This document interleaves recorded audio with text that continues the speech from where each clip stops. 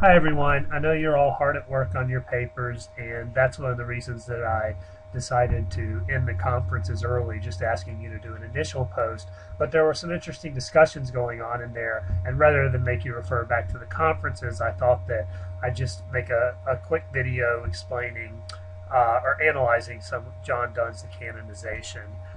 This is something that I was encouraged to do by some of the posts that you put.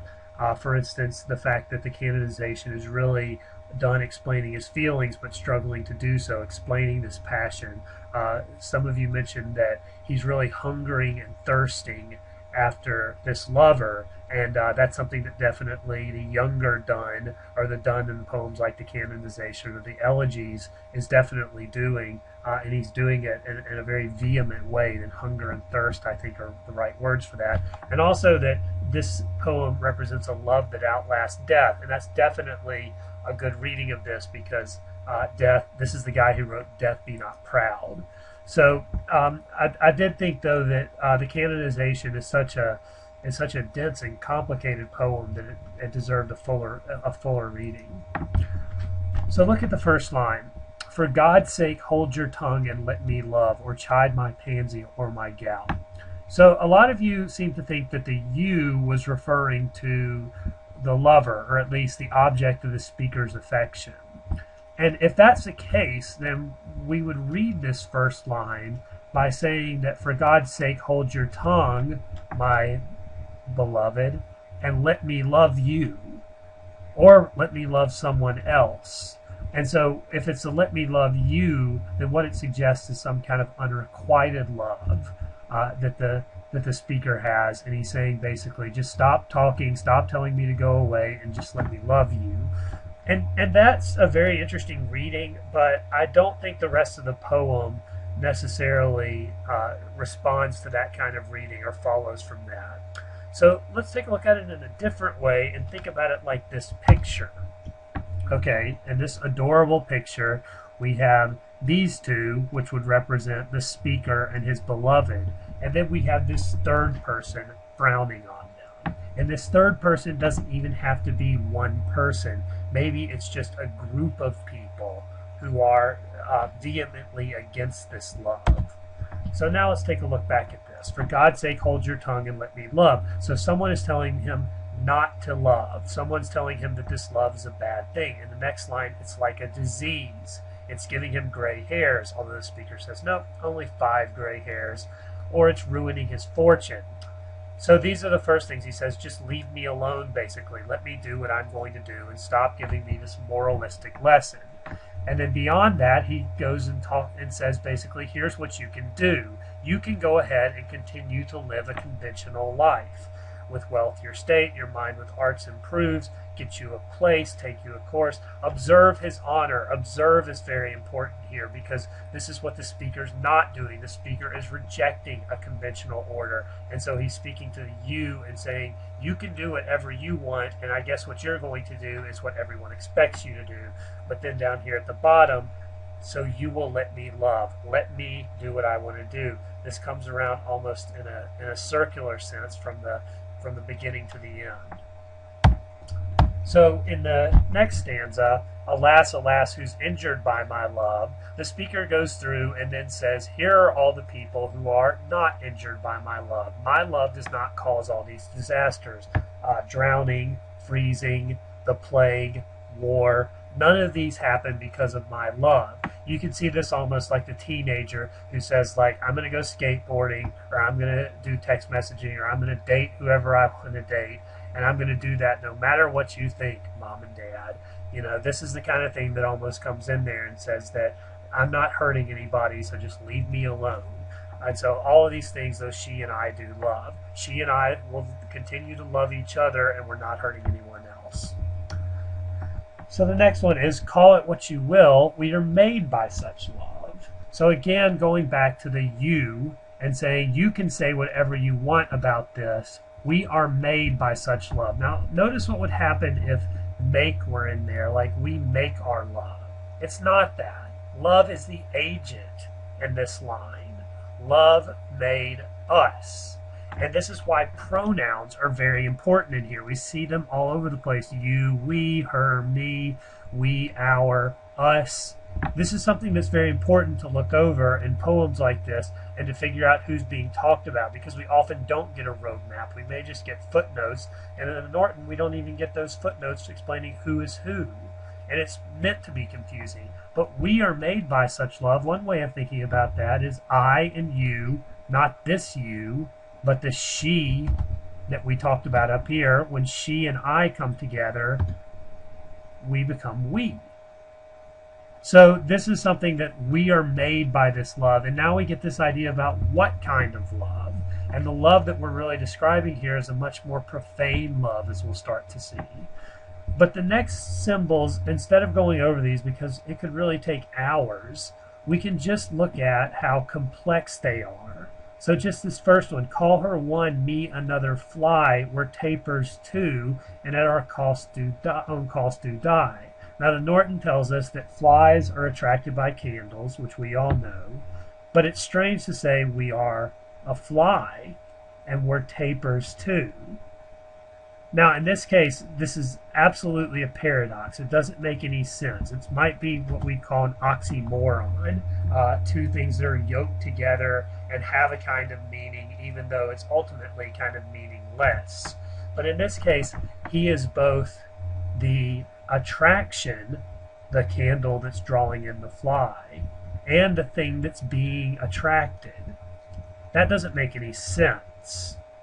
And then down here we have these other combinations, two being one. That's something that we might find in poetry land, but now it starts to get denaturalized. It doesn't make as much sense anymore. And these terms up here, we're told in the Norton, refer to terms of alchemy. That's a pseudoscience, and one of the things that alchemy tried to do was figured out how to create gold as a substance. And so in this case, it gets more and more complex. So rather than go over these, because I think we could spend more time on all of them, look at the last line and says, it proves more mysterious by this love. Just like all these symbols that obscure rather than make meaning, it just makes more mystery. And that's something that this whole stanza tries to do, is to create more mystery, is to shadow it in obscure language and obscure metaphors in such a way that it makes it almost impossible to understand. And that might be a pretty good description of a Donne poem in and of itself. So the next to last stanza, we can die by it if not live by love. Now, one of the things that the Norton tells us is that die could refer to sexual consummation. And if this is the case, then it does make sense is that we can have a sexual relationship by it. We can have the highs and the joys of it, even if we can't live by it, even if we can't carry on a day-to-day life, even if there's not that much of a future, we can still enjoy this as a completely sexual relationship. But let's just take it as die in the sense of you die, you're dead, you die. And in that case, it also makes sense. We can die by love if not live by love. And so if that's the case, it says that, okay, maybe we are willing to die for this, even if living, which means this kind of life, get you a court, take you a course, get you a place. Maybe we don't want to do that, then it may be worth just dying. Kind of like these two, Romeo and Juliet, who decided that it would be better to die than not be together. And if unfit for tomb or hearse, our legend be, it will be fit for verse. Now, one thing that you might know is that legends in the 17th century referred to saints' stories. Now it's a much broader term referring to things like Lord of the Rings or even video games with a quest. But back then it mostly referred to saints. So it goes back to this idea of the canonization. Because a canonization is when someone decides who gets to be a saint.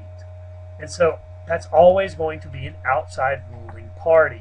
In this case, as the Norton says, canonization happened through the Catholic Church. And one thing we know about Donne is that Donne was starting to reject the Catholic Church.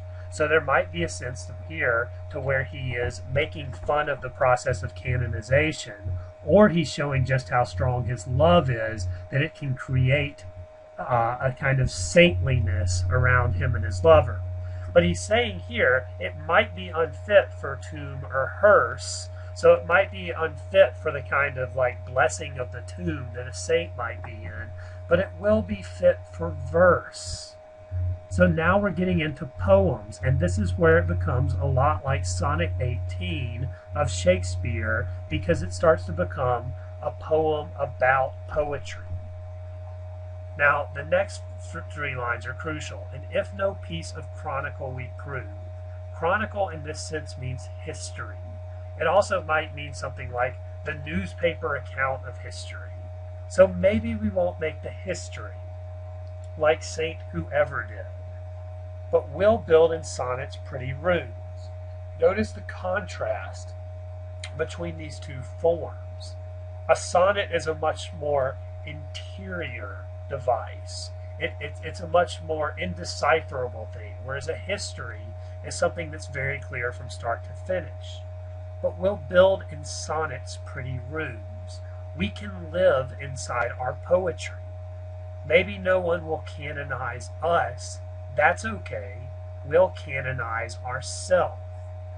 As well a well-wrought urn becomes, the greatest ashes is half-acre tombs, and by these hymns all shall approve. Everyone will agree that we are canonized for love.